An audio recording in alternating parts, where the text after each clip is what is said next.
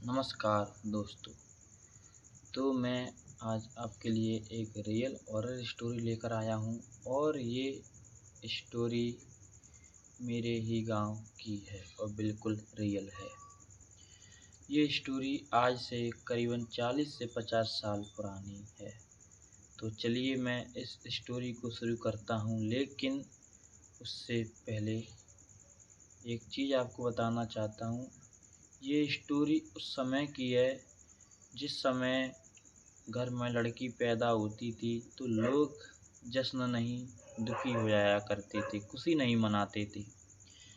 तो आइए मैं इस कहानी को शुरू करता हूँ, लेकिन उससे पहले अगर आप हॉरर मिस्टीरियस स्टोरी अगर सुनना चाहते हैं तो प्लीज़ हमारे इस चैनल को सब्सक्राइब कर दें। हाँ, तो मैं शुरू करता हूँ। एक लड़का और एक लड़की होते हैं, मतलब पति और पत्नी। पति का नाम होता है रामजी लाल और पत्नी का नाम होता है राम देवी। मेरे ही गांव की कहानी है। आज से करीबन 40 से 50 साल पुरानी कहानी है, इसलिए इस प्रकार के नाम है रामजी लाल और राम देवी। रामजी लाल और राम देवी की शादी होती है। वो एक दूसरे से अच्छा प्यार करते थे, मतलब एक दूसरे को समझते थे, अच्छी बॉन्डिंग थी उनकी। उन्हें एक बच्ची होती है। पहली उन्हें बच्ची होती है तो घर वाले इतना ज़्यादा फोर्स नहीं करते और कहते हैं चलो पहली बच्ची है कोई बात नहीं, दूसरी बच्चा हो जाएगा, दूसरा मतलब दूसरा लड़का हो जाएगा, ऐसे कहते हैं।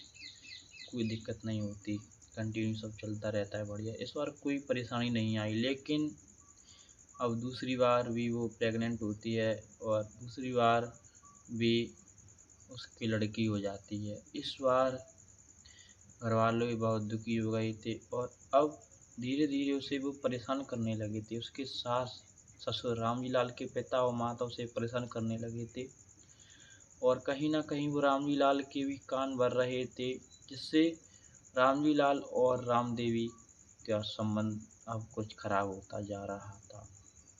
तो एक दिन राम देवी उन सब से तंग आकर के एक फैसला करती है। वो अपनी बच्चियों को अपने साथ लेकर और एक कुएं के पास जाती है, जो हमारे गांव के ही पास कुआं है। जहां हमारे खेत हैं उस तरफ वो कुआं है। वहां जाती है और अपनी दोनों बच्चियों को अपनी पीठ पर बांधती है रस्सी से और उस कुएं में छलांग लगा देती है। उसकी मृत्यु हो जाती है और जो कुछ भी श्राद्ध वगैरह, मतलब जो करते हैं पिंडदान वगैरह, वो कर देते हैं। कुछ भी करते हैं ना, जो ऐसे खून लेता है उसकी लाश तो मिल जाती है, निकाल कर कुछ करते हैं वो कर लेते हैं। सब शांत हो जाता है, लेकिन कुछ समय बाद एक औरत थी जिसे राम देवी की आवाज़ सुनाई दी। वो औरत कोई नहीं, उसकी बहन थी, क्योंकि राम देवी की बहन का विवाह भी हमारे ही गांव में हुआ था। उसकी बहन उस कुएं के पास से गुजर रही थी तो उसे किसी के बुलाने की आवाज़ आई और वो समझ गई थी ये उसकी बहन की आवाज़ है। तो उसने सोचा कि मेरी बहन मुझे बुला रही है, इस कुएं के पास है कहीं। तो वो यह ध्यान भूल गई थी कि उसकी बहन अब इस दुनिया में नहीं रही। वो उस कुएं के पास जाती है और वो उस कुएं के पास जाती है और उसकी बहन और उसकी दोनों बेटियां उसे उस पटिया के पास बैठी हुई मिलती हैं। कुएं के पास में एक पटिया थी, वहाँ बैठी हुई मिलती है और वो रामदेवी से बात कर रही थी, उनकी बहन। इतने में ही क्या होता है, जो राम देवी की बहन का जो पुत्र है वो उसे आवाज़ लगाता है और उसे बोलता है कि कहाँ बैठी हो और किससे बातें कर रही हो तुम। इतना सुनते ही राम देवी अपनी बहन को भी उस कुएं में ढकेलने की कोशिश करती है, लेकिन उसका पुत्र इतने में आ जाता है और उसे बचा लेता है। उस समय के बाद काफ़ी लोगों को उसने राम देवी ने आवाज़ भी दी।